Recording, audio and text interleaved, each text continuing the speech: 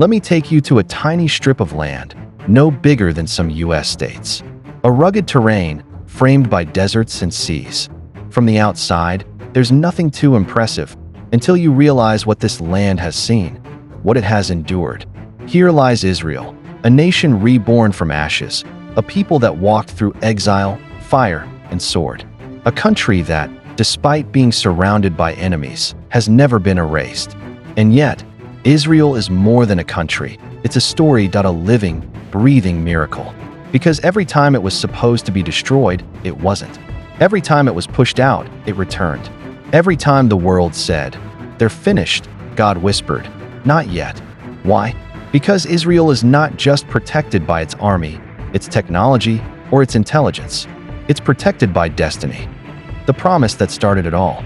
Our story doesn't begin in 1948 or even in the days of the Roman Empire. It starts in the quiet whispers of an ancient desert with a man named Abram. He was old, childless, wandering in a foreign land. And yet God spoke, "Leave your country. I will make you into a great nation. I will bless those who bless you and curse those who curse you. And through you, all nations will be blessed." Genesis 12 verses 1 to 3. That man became Abraham, and the promise became a covenant. The land God showed him. It was Canaan, modern-day Israel. The people, his descendants, the Jews. From this moment on, Israel wasn't just a location. It was a mission, a people set apart, a symbol of God's faithfulness. But with that promise came pain, jealousy, opposition. From Ishmael and Esau to Egypt and Babylon, to Rome, the Nazis, and modern enemies. The very existence of Israel has always been contested. And yet, somehow, it continues. Scattered, hunted, and yet preserved. In 70 AD, the unimaginable happened. Jerusalem fell to the Roman army. The temple, the heart of Jewish worship, was destroyed, and the Jewish people were scattered. From Spain to Persia, from Poland to Ethiopia, the children of Abraham were driven from their land, their homes destroyed, their rights denied. They were told, "You are no longer a nation. Your God has abandoned you. You are history." But God had spoken differently. "Even though I scatter them among the peoples, I will gather them again." Zechariah 10 verse 9. The Jews became a people without a land, yet they didn't vanish. Their language survived, their customs endured, their hope remained. Every year, for 2,000 years, Jewish families ended their Passover meal with the same words. Next year in Jerusalem. That's not tradition, that's prophetic resilience. The fires of Europe, the Holocaust. Then came the 20th century, and with it, the greatest tragedy in Jewish history, the Holocaust. 6 million Jews were murdered by the Nazi regime. Mothers and children gassed, grandfathers shot, families erased from the earth. It was Satan's attempt to finish what the Romans started. And yet, like a tree cut down that still has a root, the people survived. And out of the ashes of Auschwitz came a cry, "Never again." The world watched in silence as the few remaining survivors limped home, only to find nothing left. No homes that in a welcome, but in their hearts burned the ancient hope. A land, a place of their own. A promise that refused to die. 1948, born in a day. On May 14th, 1948, in a small hall in Tel Aviv, David Ben-Gurion stood and declared the birth of the State of Israel. That very night, 5 Arab nations, Egypt, Jordan, Iraq, Lebanon, and Syria, declared war. The new state had no formal army, no air force, no tanks. But what they had was fire in their bones, a sense of destiny, and a God who had promised. Can a nation be born in one day? Can a people be brought forth in a moment? Isaiah 66 verse 8. Yes, that day, prophecy stepped into history. 1948 to 49, the War of Independence. What followed was pure chaos. The newly formed IDF, Israeli Defense Forces, faced the combined armies of 5 nations. They had no navy, they had no tanks. Some fighters had only a handful of bullets. Teenagers fought beside Holocaust survivors. Farmers became soldiers overnight. And yet, somehow, they pushed back. They not only survived, but they won. When the war ended, Israel's borders were wider than what was originally offered by the UN. No one could explain it, but the believers knew. The Lord will fight for you. You need only to be still. Exodus 14 verse 14. The prophecy of return. God said through Ezekiel, "I will bring you back to your land, O Israel. I will make breath enter you, and you will come to life." Ezekiel 37. This was not symbolic, it was literal. The Jewish people were not only returning home, they were coming back to life. The dry bones of exile were rattling, and something unstoppable was awakening. The sun rose on June 5, 1967, with a heavy silence across the Middle East. Egypt, Syria, and Jordan had closed in on Israel from the south, north, and east. They had tanks, planes, soldiers. They had Soviet support and Arab unity. Their leaders declared boldly, "We will drive the Jews into the sea." On paper, Israel didn't stand a chance. But before the enemy could strike, Israel launched a preemptive air attack. Within hours, the Egyptian Air Force was in ruins. Jordan and Syria soon followed. In just 6 days, Israel won a victory so fast, so stunning, that it shocked the entire world. They didn't just defend their land. They reclaimed the Sinai Peninsula, the Golan Heights, the West Bank, and most importantly, Jerusalem. For the first time in nearly 2,000 years, Jews could pray again at the Western Wall. Soldiers wept, rabbis blew the shofar.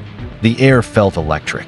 "If I forget you, O Jerusalem, may my right hand forget its skill." Psalm 137 verse 5. They had never forgotten. And now, Jerusalem was home again. On October 6, 1973, while Jews around the world were observing the Day of Atonement, a storm was brewing. Egypt and Syria launched a surprise attack. They caught Israel unprepared. Entire brigades were overrun. The Sinai and Golan Heights were collapsing. For the first time since 1948, it seemed like Israel could fall. But then, something shifted. Reserves were called. Ordinary citizens dropped everything and rushed to the front. Pilots flew nonstop. Mechanics worked by flashlight.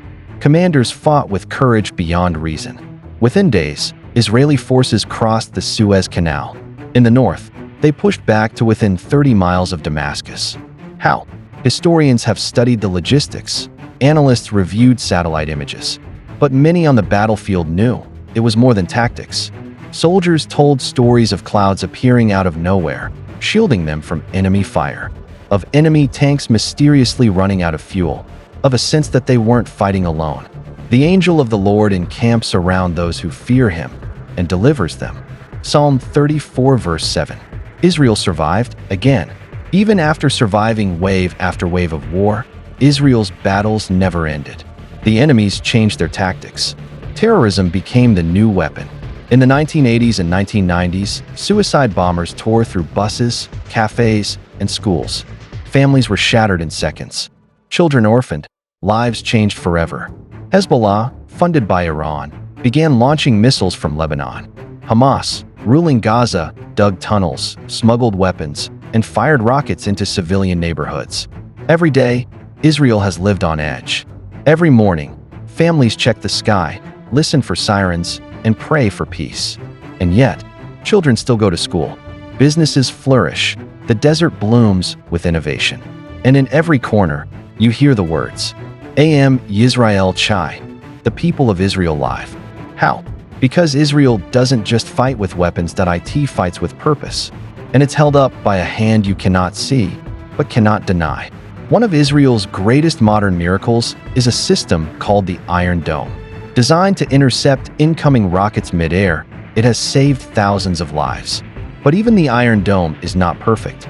There have been times it malfunctions or is overwhelmed. Times when a rocket should have hit a crowded apartment building, but missed. A commander once said during a major rocket barrage, "We didn't intercept it, we missed." But the rocket somehow changed direction and fell in an open field. There's no explanation, we call it the finger of God. Even secular Israelis have begun asking deeper questions. Because how many times can you escape death before you start believing in destiny? The Bible is not silent about Israel's survival. In fact, it's astonishingly specific. Regathered from the nations, I will bring them from the north, the south, the east, and the west. Isaiah 43 verses 5-6. I will gather them back to their own land. Jeremiah 16 verses 14-15. That's not poetry. That's the modern story of Israel.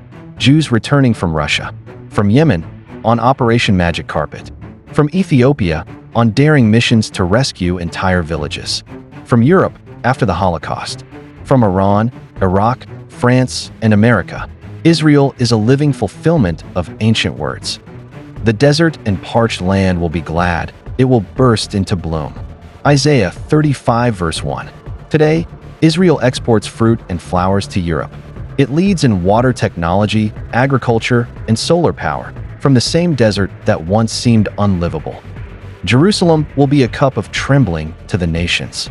Zechariah 12 verse 2. Isn't that exactly what we see? The United Nations issues more resolutions against Israel than any other country. Political tensions erupt over this one city, Jerusalem. Because the battle isn't just political, it's spiritual. Why does the world care so much about Israel? It's tiny, roughly the size of New Jersey.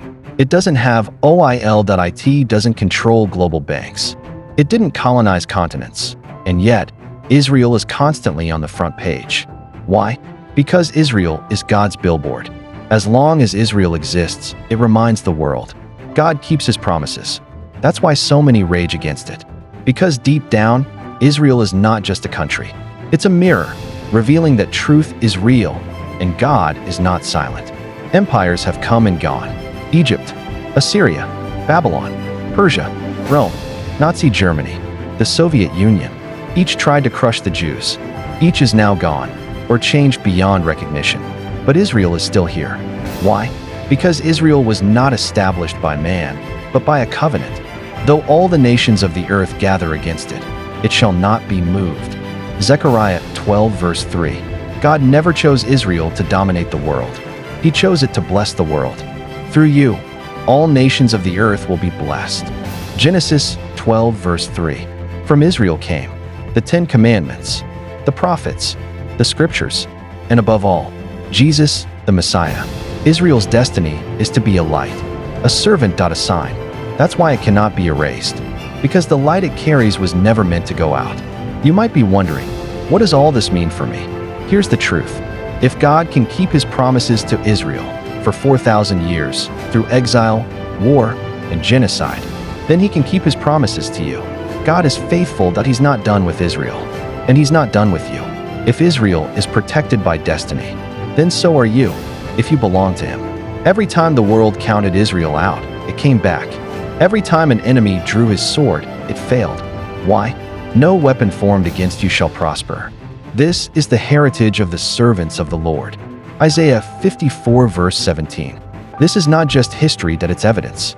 Israel is proof that God exists, that he speaks, and that his word never fails. So no matter how many armies surround her, Israel will never be erased, because she was written into eternity. Thank you for watching Vibrant Grace Tales. If this story touched your heart, please like, share, and subscribe to stay connected. We'd love to hear your thoughts in the comments. What stood out to you or inspired you today? Don't forget to hit the notification bell so you never miss a new Bible story. Together, let's keep sharing the light of God's Word, one story at a time. God bless you, and see you in the next video.